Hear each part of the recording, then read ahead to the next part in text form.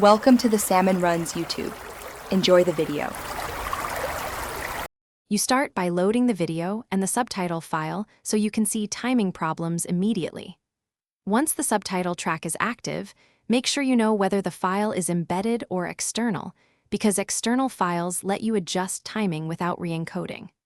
Now, open the subtitle menu via right-click or the control bar. This is where timing controls live. You do this early to avoid guessing.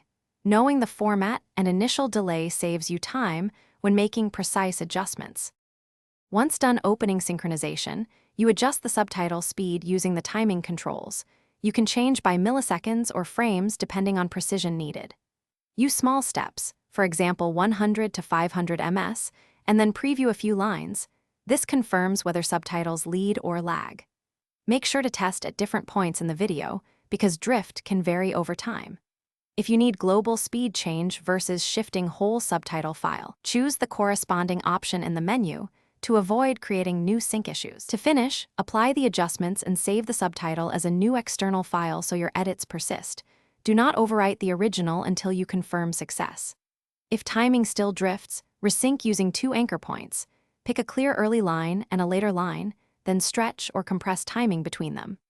Make sure to check frame rate mismatches between video and subtitle. If the file uses different units, convert timing units before final save. If problems continue, reload both files and repeat with smaller increments. Thanks for watching. Consider subscribing if we helped you.